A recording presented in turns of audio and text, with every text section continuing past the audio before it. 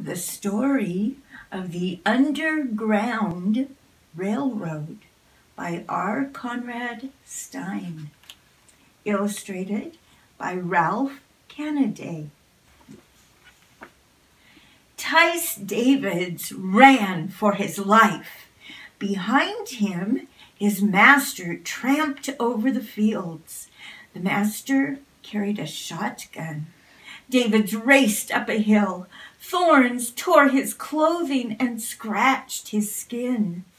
At the top of the hill, the runaway slave stopped and gasped. He saw what seemed like a miracle. Below him, the broad Ohio River flowed gently. This river had been his goal for days, ever since he had broken away from his Kentucky plantation. It was his gateway to freedom. Davids had no time to stop and stare at the river. He could hear his master's voice in the distance behind him. "Davids, stop where you are!" Tice Davids ran down the hill and plunged into the icy water. Tice's master searched the bank for a rowboat. Finding one, he began to row across the Ohio. As he rowed, he kept an eye on his slave, swimming in the current. The Ohio River was the border between the state of Kentucky and the state of Ohio. Slavery was illegal in Ohio, but the law allowed a slave owner to enter another state in order to catch a runaway slave. David's master had the legal right to capture him and take him back to Kentucky in chains. Still, David swam the river. Other slaves had told him that he would find help in Ohio. There he would find people who believed slavery was sinful. They had helped other slaves escape. David splashed out of the water and struggled up the bank. Ahead, he saw a dozen white frame houses. He ran toward them, hoping he would find help. David's was lucky. He had reached the town of Ripley, Ohio.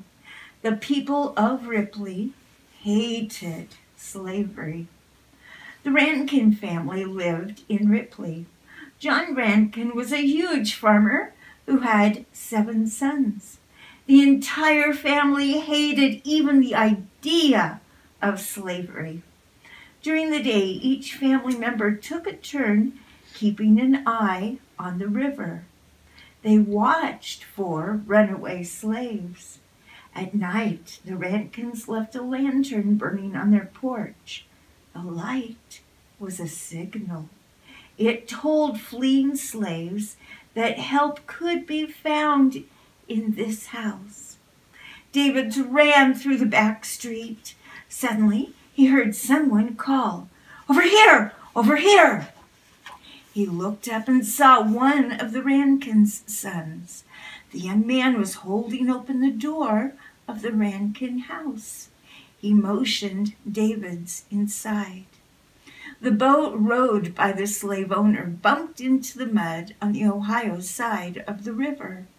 The slave owner climbed out. He was sure he had his slave corner. Capturing him now would be an easy task. But after a 4-hour search, the slave owner stood on the main street of Ripley, scratching his head in confusion. His slave was nowhere to be found, and no one in the tiny town claimed to have seen him. Tice Davids was hiding in the cellar of John Rankin's house. Later that night, Rankin gave David some money and food. He told him of another house 10 miles up the road where he could find shelter. David was amazed to discover that an entire network of houses where he could find help was spread out between the town of Ripley, Ohio, and his final destination, Canada. David's escaped from his master in 1831. He was just one of thousands who broke the chains of slavery in the years before the Civil War. But David's escape is remembered because it helped create a name for the escape route. When David's bewildered owner returned to Kentucky, he told a neighbor about David's disappearance. The slave owners said that David had slipped away when he was almost in his grasp. "I don't know how he did it," said the owner. "He must have gone off on some underground road." Another slave overheard his master. Soon slaves all over the South spoke in hushed tones about the underground road up north. Somehow the words underground road became Underground Railroad, and the new term was born. The thousands of heroic men and women who daily risked their lives to help slaves on the path to freedom suddenly had a name. They were all agents of the Underground Railroad. The Underground Railroad became one of the great adventures in American history. It was a railroad in the sense that it transported people, but it had no tracks or cars, and it had only one destination: freedom. Slaves had attempted to escape captivity ever since they were first brought to North America in the 1600s. Some of them managed to break away from their masters and live in small colonies in the swamps and forests. Other runaways discovered they were accepted by Indian tribes. The first spike in the Underground Railroad was driven by the very first American who helped a slave reach freedom. Exactly when that happened is unknown, but it certainly goes back to the very beginnings of United States history. As early as 1796, President George Washington, who owned slaves, wrote a letter on the subject to a friend. In the letter, Washington complained that one of his servants had escaped and was living in New Hampshire under the protection of the people of a certain town. The townspeople had not only helped the slave escape, but they were willing to fight to keep him free. The president wrote that he would not order the authorities to capture the slave because he was afraid such an act would excite a mob or a riot. Soon after the Revolutionary War, the United States became divided between the free states of the North and the slave states of the South. It was the start of bitter feelings between pro-slavery and anti-slavery Americans. At first, the voices raised against slavery were nothing more than a whisper. Still, thousands of Americans in both the North and the South believed that slavery was evil. Many of these people devoted their lives to abolishing or removing it from their country. Some of these people reasoned that the best way to destroy slavery was to help slaves escape to freedom. Their courage created the Underground Railroad.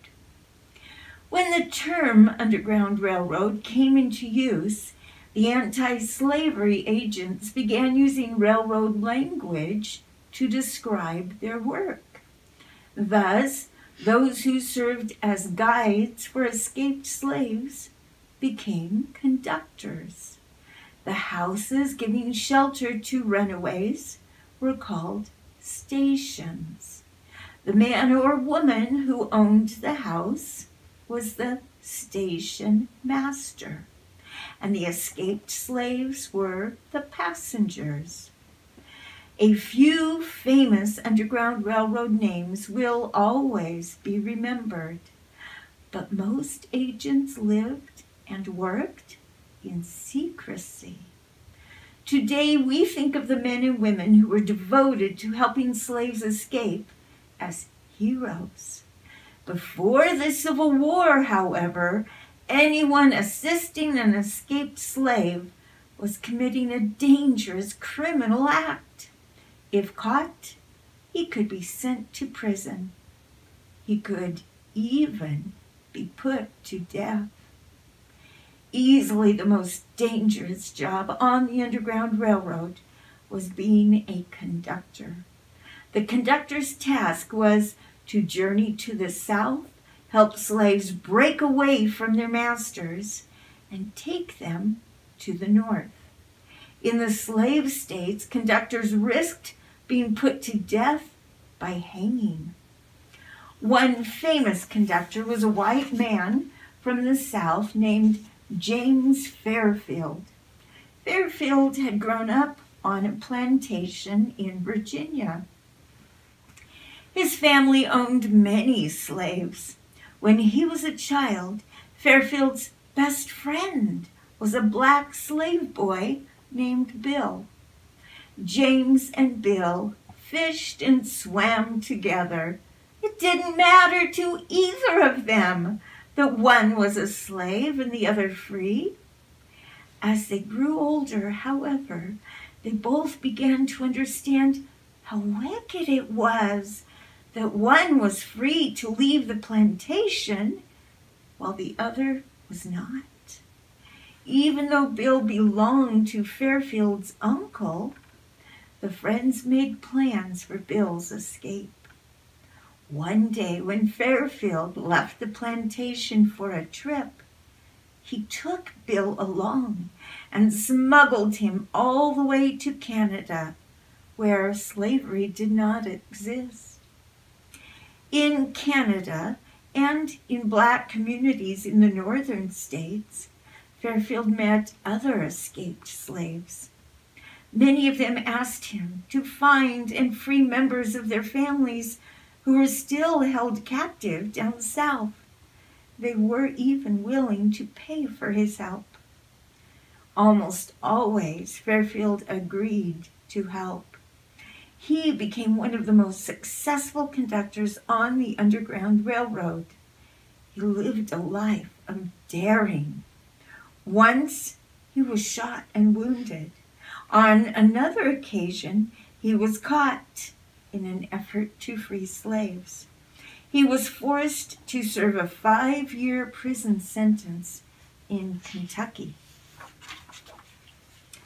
To get inside plantation grounds, Fairfield often posed as a slave trader. He knew the ways of the South and spoke with a genuine Virginia accent. Because of this, he would often be invited to eat and spend the night in a slave owner's home. Fairfield would agree, but in the morning, he and several of the man's slaves would have disappeared. In one famous escape, Fairfield organized 28 slaves into a phantom funeral procession. The coffin the men carried was empty. Using this disguise, the slaves marched through the main street of a southern town. Once out of town, they dropped the empty coffin and raced into the woods. The most fearless conductors on the Underground Railroad were the many blacks who regularly journeyed to the South to assist their people. Most were runaway slaves themselves. On their every trip to a slave state, they faced hanging or being recaptured and forced back into a lifetime of slavery. The cleverest and bravest of all the conductors we know about was a black woman named Harriet Tubman. She was born a slave on a farm in Maryland. When she was 13, her master, in a drunken rage, hit her on the head with a brass paperweight. For 3 days she lay in a coma, hovering between life and death.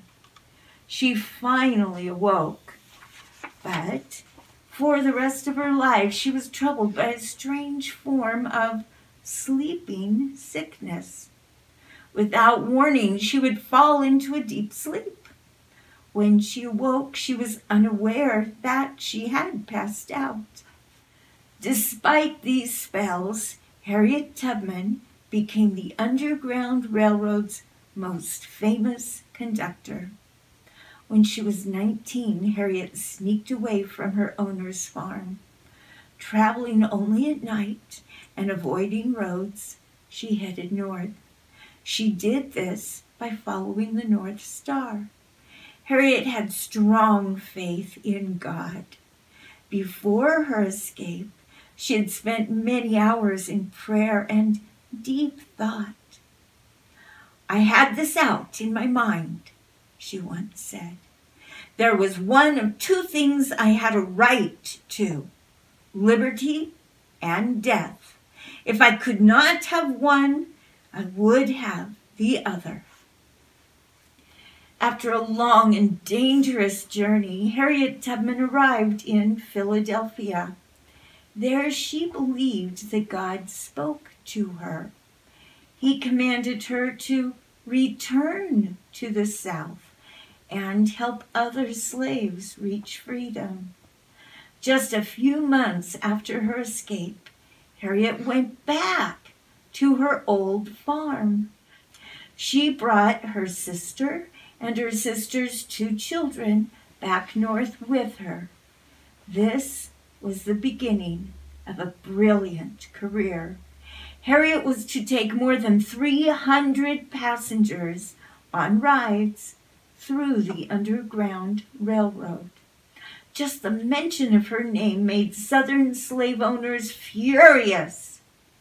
At one time, there were rewards on her head totaling more than $40,000. Harriet was a master of every trick in the conductor's trade.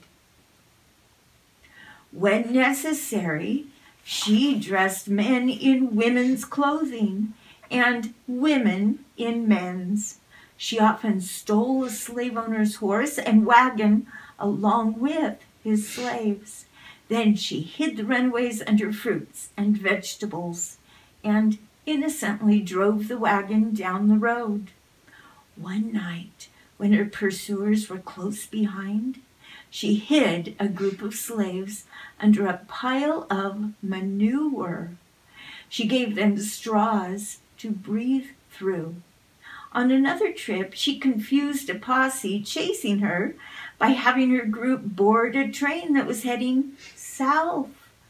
Certainly no runaways would ride a train south, and the men of the posse let the group go. At the next stop, the party of slaves got off the train and continued the walk north. Like Moses in the Bible, Harriet Tubman led her people out of bondage. Long before she died at the age of 92, she had earned the name the Moses of her people. When an escaped slave finally arrived in the northern states, his flight did not end. He was still a fugitive slave. As early as 1793, Congress passed a fugitive slave law that said owners were allowed to capture fugitive slaves wherever they might be in the United States. Under the law, anyone assisting a fugitive could be punished. In the South, slaves were expensive. A strong slave cost $2,000 or more.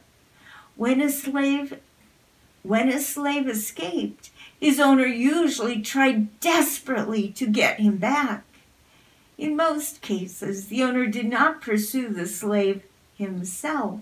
Instead, he hired professional slave catchers to hunt down the escapee. The slave catchers were crafty, ruthless men.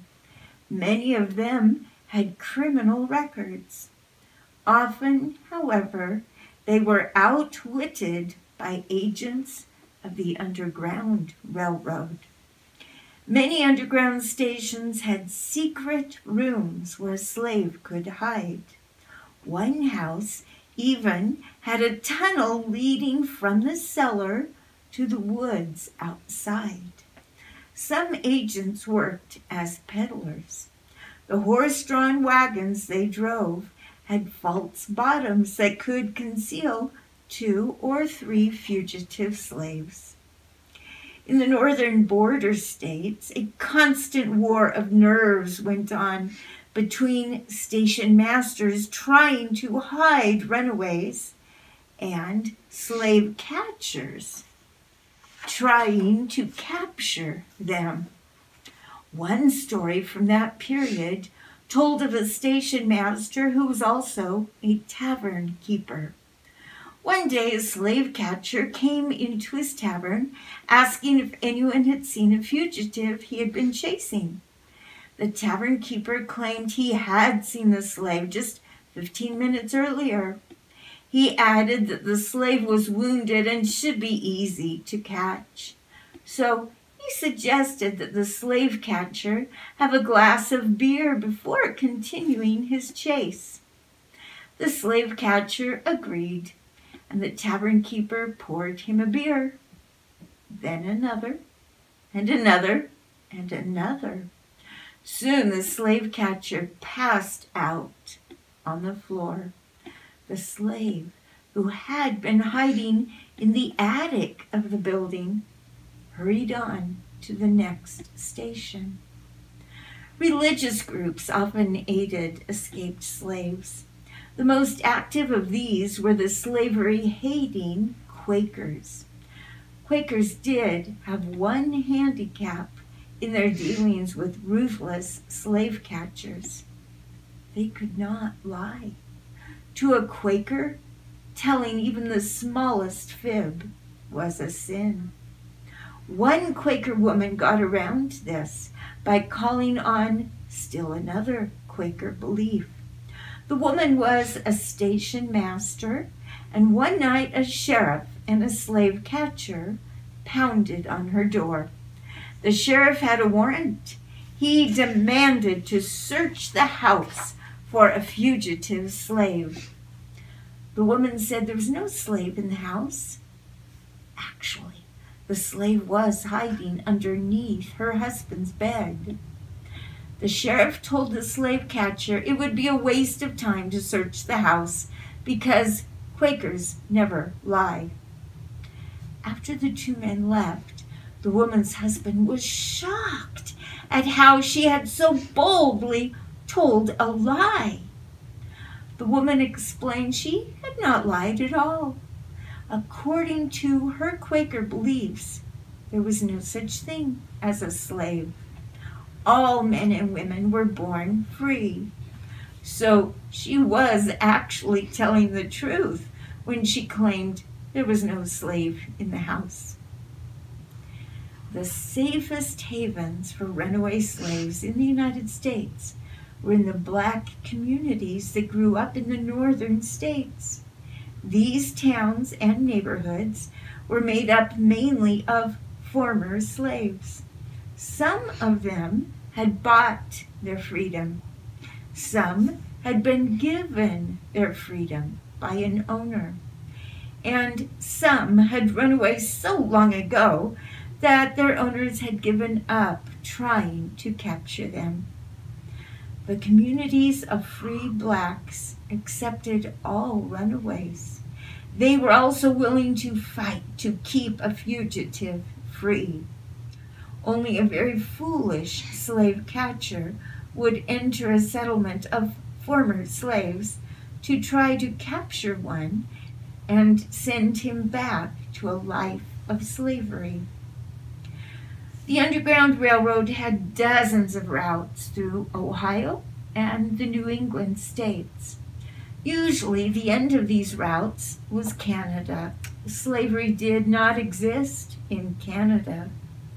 Slave captures were not allowed to enter the country to try to capture a fugitive. Once a slave set foot in Canada, he was forever free.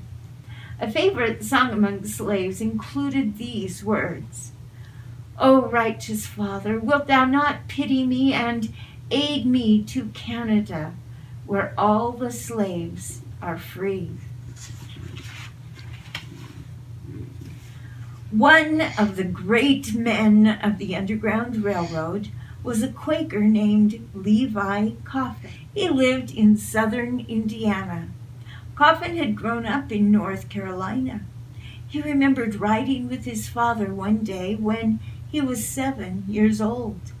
They passed a line of slaves being driven in chains to a market. "My father addressed the slaves pleasantly," wrote Coffin, and then asked, "Well, boys, why do they chain you?" One of the men, whose countenance betrayed unusual intelligence and whose expression denoted the deepest sadness, replied, "They have taken us away from our wives and children, and they chain us lest we should make our escape and go back to them." Coffin could never forget the sight of those slaves in chains. How evil was the system, he thought, that would condemn them to a life in chains from the very moment they were born. Coffin became a lifelong enemy of slavery. At the age of 14, he helped his first slave to escape. Although no records were kept, it has been said that as many as 3,000 fugitive slaves passed through Levi Coffin's station near the Ohio River. It is no wonder that Coffin was often called the president of the Underground Railroad. Exactly how many slaves escaped to freedom through the Underground Railroad is unknown. During the slave era, the governor of Mississippi claimed that between 1810 and 1850, the South lost 100,000 slaves, valued at more than $30 million. That figure is probably high, but there is no doubt that the Underground Railroad was beginning to shake the institution of slavery. In 1850, the Southerners in Congress pushed through a new fugitive slave law. It provided harsh punishments to anyone assisting a runaway slave. But that law did not stop the agents of the Underground Railroad. In the decade before the Civil War, the railroad was at its busiest. In the 1850s, the bitter feelings between pro-slavery and anti-slavery Americans swept the country. Thousands of people demanded that slavery be abolished immediately. These people came to be called abolitionists. One abolitionist was a runaway slave named Frederick Douglass. Douglass had such power as a speaker that he overwhelmed audiences. He won converts to the abolitionist cause wherever he spoke. The voices that once had whispered against slavery were beginning to roar. In 1858, Abraham Lincoln made a famous speech. In it, he stated that the United States could no longer exist half slave and half free. A house divided against itself cannot stand, said Lincoln. 3 years later, Lincoln was president, and the United States exploded into the bloody Civil War. While the war raged, Lincoln signed the Emancipation Proclamation, which ended slavery, at least in those areas controlled by Union forces. It also ended the work of the Underground Railroad in the North. Now there was no such thing as a fugitive slave. No people were ever more delighted to lose their jobs than the anti-slavery agents of the Underground Railroad. The heroes of the Underground Railroad had helped to destroy the institution of slavery. These Americans, both black and white, risked their lives and their freedom to bring some light into an otherwise dark chapter of the history of the United States.